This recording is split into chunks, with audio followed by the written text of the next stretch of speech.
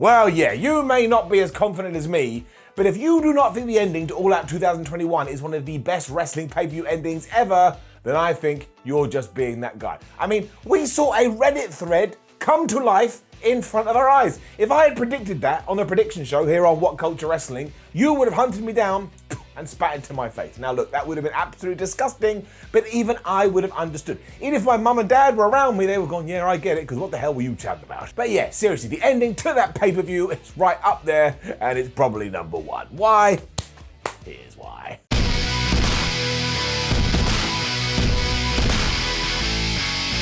Now, in case you missed it and clicked this video to find out, I promise you, I swear, Scout's honor, this is what happened at the end of that show. The Elite were beating up Christian Cage when Adam Cole made his debut, and of course we all thought, oh man, it's gonna fight with the Elite, it's gonna beat up Kenny Omega, and instead he super kicked Jungle Boy right in the face, and he went heel. And then as the brand new Elite was celebrating, Daniel Bryan also surprise debuted. He teamed up with the Jurassic Express with Christian, he beat up the Elite, and that's how we all went off air. I thought I was dreaming. So 2 huge debuts, and screw business decisions, and screw what makes sense, and screw metrics, and screw numbers. Just fill me up with this enjoyment until my enjoyment glands are overflowing with glee, and that is essentially what happened around about 24 hours ago. To truly get the scope of where this fits, it seems to make sense to go through some other awesome endings. So Jon Moxley, debut at Double or Nothing, that was pretty good. CM Punk, Money in the Bank 2011, we all remember that one. Seth Rollins and his cash in at WrestleMania 31. Edge, when he was the first ever person to cash in the Money in the Bank. Becky Lynch at WrestleMania when she not only made event of the thing, but she was a 2-time champ.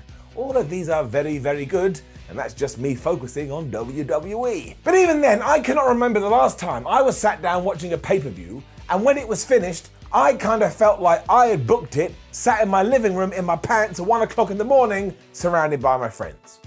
And that sounds like I sit in my pants when my friends are around. I don't. What I mean is, it would have just been a comfortable situation. We would go, ha ha ha, lol, lol, ha ha ha. Imagine if we did this, but we never actually thought it could transpire and happen on our television sets. And yet we can't say that anymore because it actually did. The crazy thing is, after the fact, we're not even talking about what this means for Adam Cole, because the fact that he has come in and he's gone bad guy, when you break it all down and extrapolate it, this is actually kind of genius. It's also why going nuts with debuts works, because you can do stuff like this. If we didn't have the follow-up straight afterwards, there is no point trying to get fans to jeer Adam Cole, because their instinctive reaction is to adorn him with praise, and you want to make sure you feed into that, because time and time again in wrestling, when you try and not feed into that, it just goes bad. However, when you have just had one of the best comeback pops ever in the form of CM Punk a few weeks ago, and you know you're about to do it with Bryan Danielson minutes after this, of course you can get away with it. You're not depriving anyone or anything because they're about to get it anyway, and you're essentially coming up with stories that beforehand we would have only seen in video games. I mean, Adam Cole joining his own brotherhood, joining his old friends, and Daniel Bryan being like the guy to say, no, I'm sick and tired of you, the Elite, I will fight you. Yeah, I know I keep calling him Daniel Bryan, you'll have to forgive me, it's going to take a while for my brain to even back out, but the best thing about all of this is all the whys, naturally, that it does leave us. Who's going to feud with who? Is this gang warfare? What's going to happen to the Young Bucks given they lost their tag team titles? Are they going to take on a crazy tag team like CM Punk and Daniel Bryan? Are we now going to go to Full Gear and do Bryan Danielson versus Kenny Omega for the world title, which off the record is exactly what I said they should do, but that was just a random prediction. I cannot believe I got it right. But honestly, I'll say it again. If I had posted this on Reddit or Twitter, I would have been kicked off the platform because people would have been like, you've broken our rules. You can't come up with this kind of nonsense. It's not nonsense no more. If you want to break it right down as well, as clearly I do, it was just fun. Sometimes, and a lot of times, we just overthink this stuff. So we're all like, oh, you can't have 2 surprise debuts in minutes of each other. That's just not the way of things. But why can't it be the way of things? Why can't we break new ground? And of course, there are arguments for and against, and I can't even remember a time when 2 debuts like this interacted so seamlessly, all happened so close together. But let's say in about 3, 4, 5, 6, 7 weeks, wherever it may be, we look back and go, man, that really was the worst thing ever.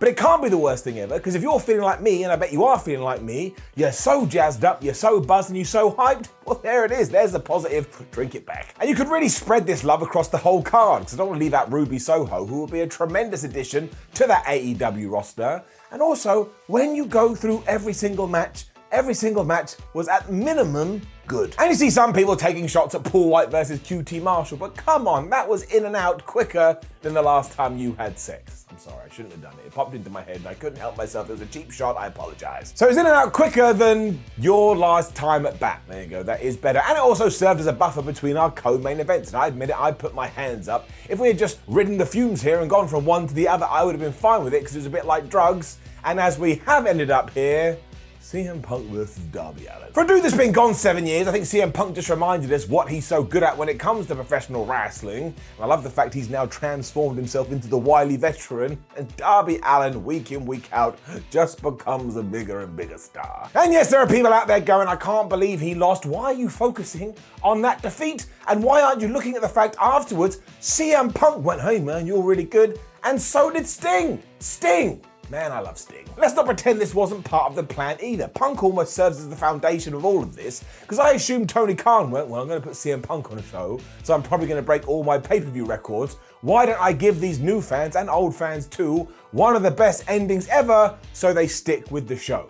And if that was his concept, my word, he has blown it out the water. Saying that though, I don't even want to get bogged down about that kind of stuff. I want to go back to what we were talking about before, and that's fun, joy, entertaining, and feeling all warm and fuzzy in your tum-tum. I want the ridiculous, I want the nuts, I want the potty, I want ideas that when you read on paper sound so bonkers, and I want to see how they go down on TV. And sometimes it's going to work, and sometimes it's not going to work, but it's so much better doing new and fresh than it is getting stuck in the Back to the Future machine. Because I really did have an absolute whale of a time, and that's all a wrestling company needs to do. And nobody owes me anything. Look at me, I'm a bald idiot, but as soon as I had finished All Out, I went to watch the last 10-15 minutes again. And that makes me a terrible employee, because I had ups and downs for AEW All Out to get done, and it was a little bit delayed. So somebody really should be firing me out of a cannon. So agree, disagree, it doesn't matter, you're allowed to do you, but this has just got me so excited about the future of AEW, especially when you start talking about dream matches. I mean, you could even do Daniel Bryan versus CM Punk now in All Elite Wrestling.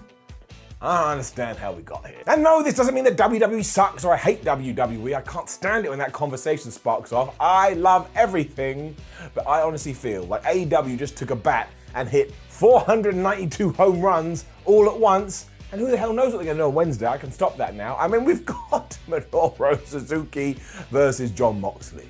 So the Forbidden Door's going nuts. We've got Super Smash Brothers. We've got surprise debuts. Who the hell knows what's going to go on with the likes of Braun Strowman and Bray Wyatt? My word, I couldn't even predict it now. But that's how I like my wrestling, as I've figured out, truly off the wall. Now, please do leave a comment below and let me know a couple of things. One, what did you think about All Out overall? And two, what did you think about the ending? I know one person's going to go, I predicted it. Did you? Did you really think Daniel Bryan and Adam Cole were going to debut at the same time? No. And aren't I annoying? I keep saying Daniel Bryan, my word, I'm driving myself nuts. Also, please do like the video, share the video, and subscribe. Head over WhatCulture.com. We will keep you up to date as best as we can. Come say hello with your hands on social media, and we have a bunch of other videos. But today, I implore you to watch Ups and Downs for AEW All Out 2021 if you want to see a bald man very excited about life. My name is Simon for WhatCulture. Thank you for watching me as always. And right now, maybe I'll just go lay on a cloud for a while. That sounds like a comparative thing to do. I'll lie on a cloud, and now I need to kind of dream up stupid scenarios that are never going to happen in wrestling, but the rules have changed, damn it. So now, I no longer know what to do. Good! See you soon.